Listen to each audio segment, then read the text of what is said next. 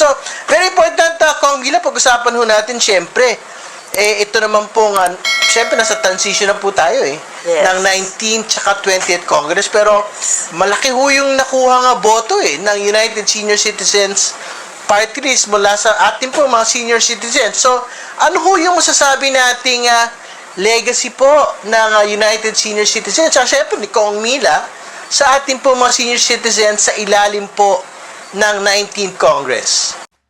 Bago tayo magpatuloy, huwag kalimutang mag-subscribe sa aking channel.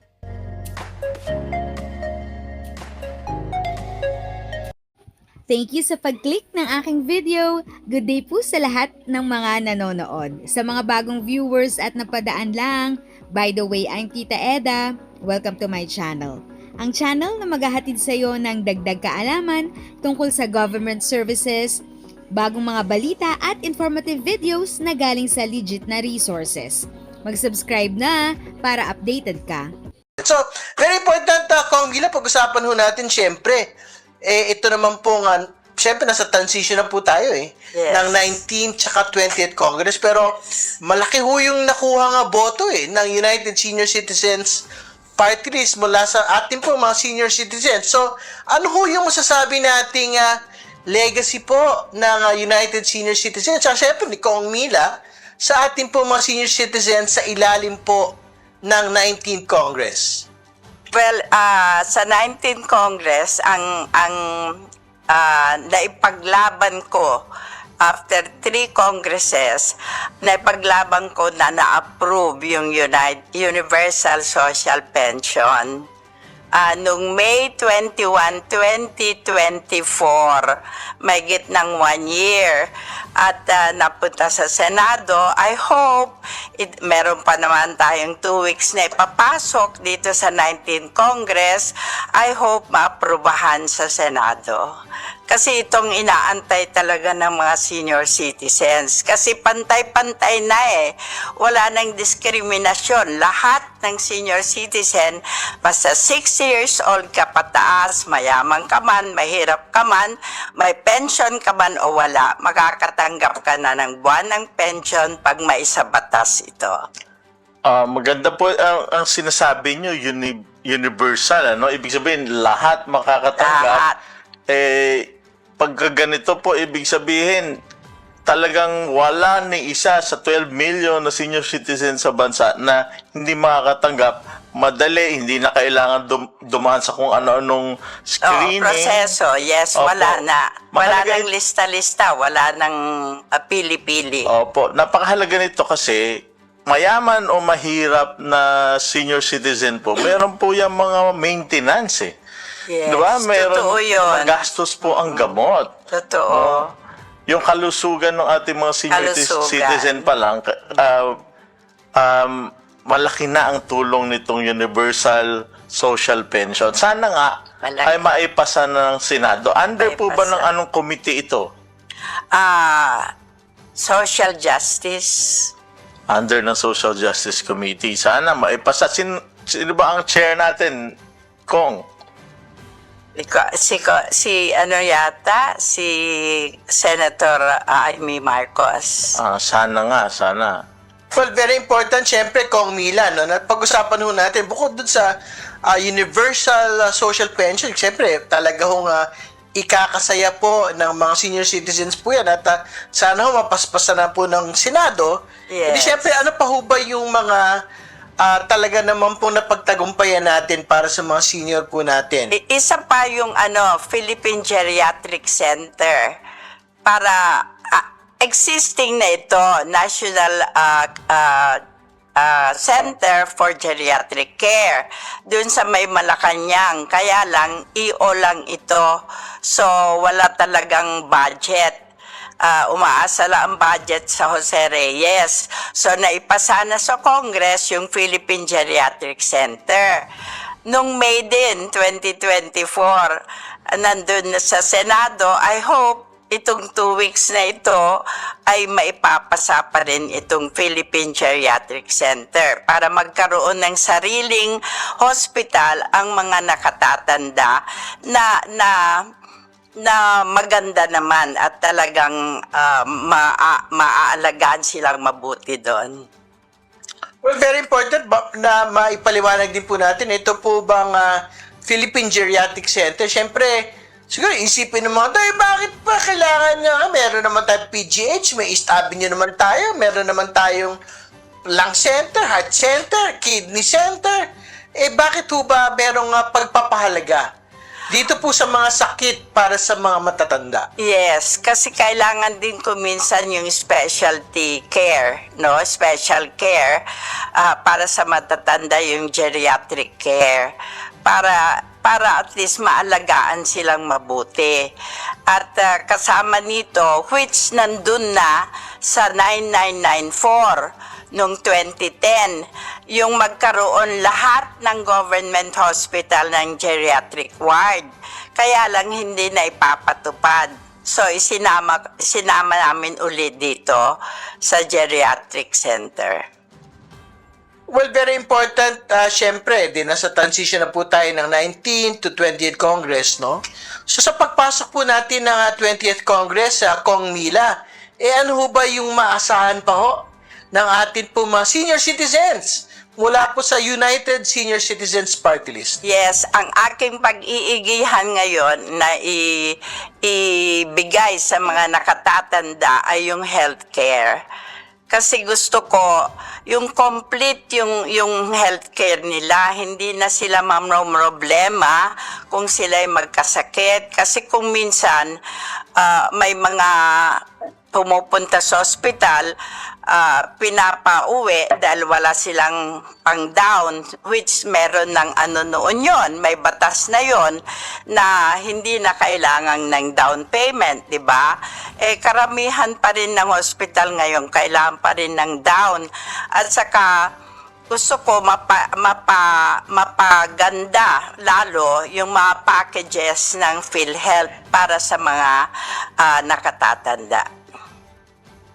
Well, very important ho, no? Pag-usapan ho talaga natin kasi syempre, yung pong mga senior, kasi mga magulang ko ngayon, mga senior citizens na rin po, talaga naman ho, bukod po sa kalusugan, ang totoo naman po nga binabalikat din ho nila syempre yung pang-araw-araw po na gastusin po nila, no? So, ano ho yung mga naiisip po ninyo na bukod dun sa Universal Social Pension, yung mga pwede pa hong itulong ng pamahalaan sa atin pong mga senior citizens? Yes. Well, unang-una yung hospitalization nila na sana libre na lahat. Pangalawa, yung gamot nila. Kasi yun ang number one problema nila, yung mga maintenance ng gamot. Yung mga losartan, amlodipine, metformin, sambastatin. Yun ang mga problema talaga ng mga nakatatanda, karamihan, no? Kasi hindi naman lahat mayaman, no? Karamihan, yun talaga ang problema nila. Kaya, yun ang isa pang pagtuunan ko na sana, ano lang ba naman yun, na maibigay ng gobyerno na lahat ng pangangailangan ng mga nakatatanda. Napakaganda po, no? Maganda na yung ating mga senior citizen, mga lolo't lola natin, na sa matagal na panahon, yan ang nag-alaga sa atin, nag-alaga sa nanay at tatay din natin, ay dapat maibalik natin tama. yung kanilang serbisyo, hindi lamang doon sa pamayanan, kundi mismong doon sa pamilya natin. Yes, oo. Ano naman no naman kapanahunan namin, di ba? Nag-ambag naman kami dito sa gobyerno na ito.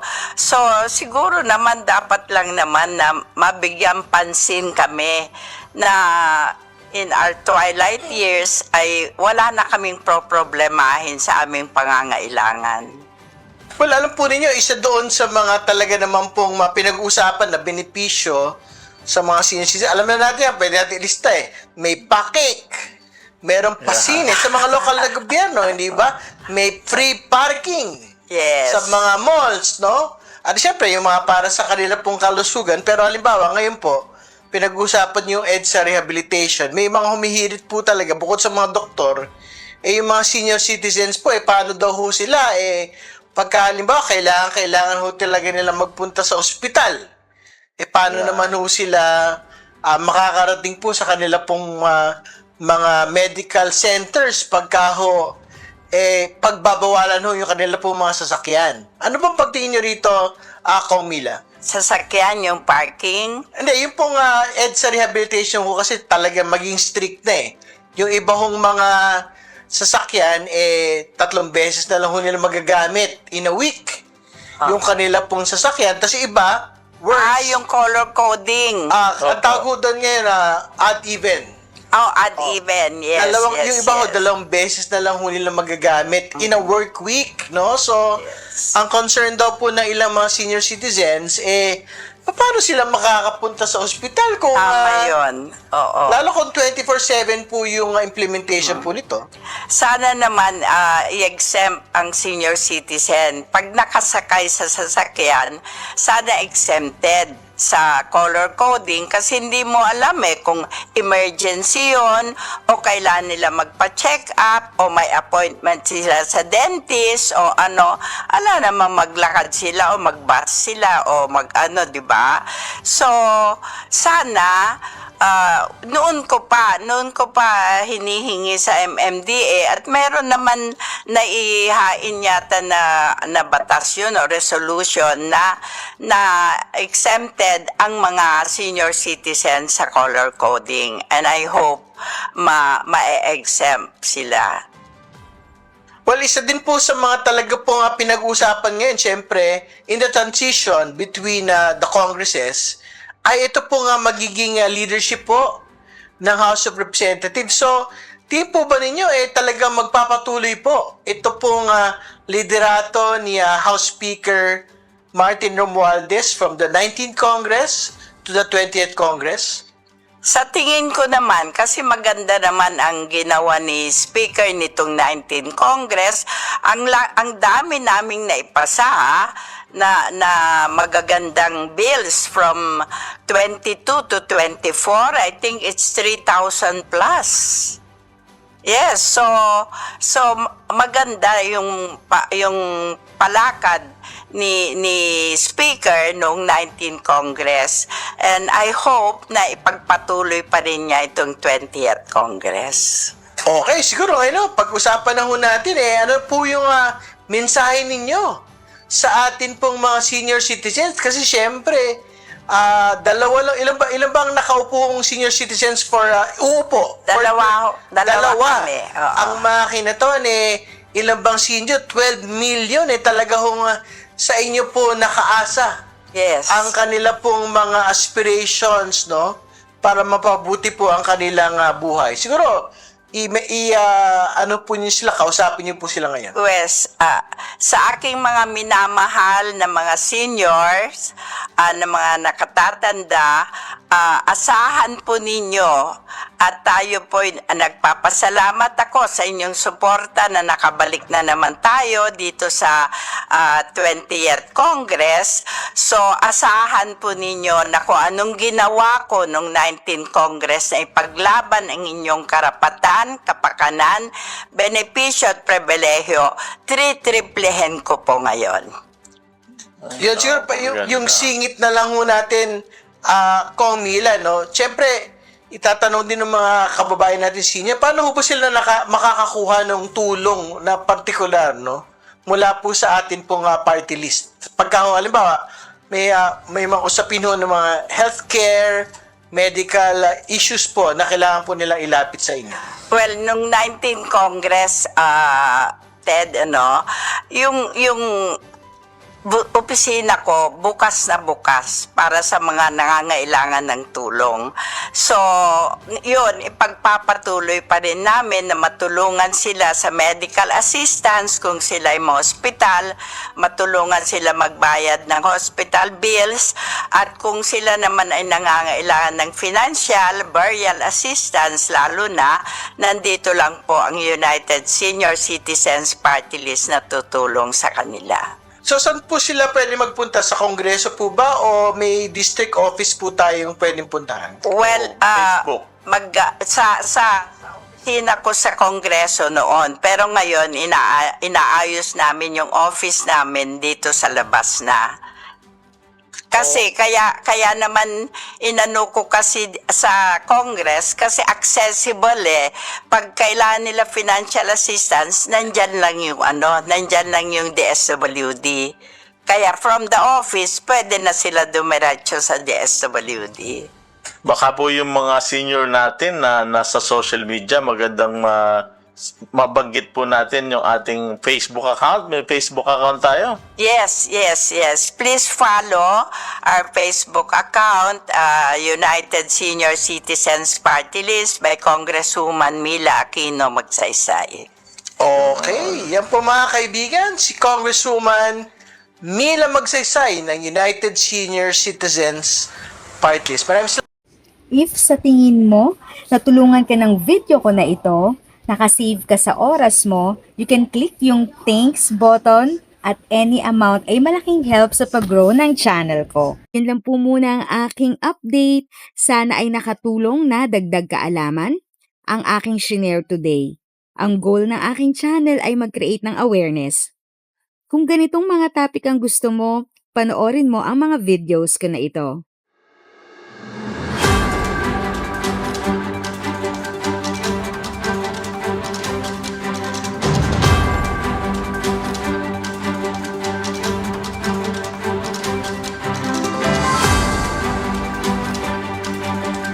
Thanks for watching! Kung may kapamilya, kaibigan o kakilala sa tingin mo ay magiging interesado sa video, please share or tag sila sa comment section. At syempre, if nagustuhan mo ang video, i-like mo na ito at subscribe ka na din. As always, feel free to write your questions, comments, and opinions respectfully. And continue to be a blessing and stay safe!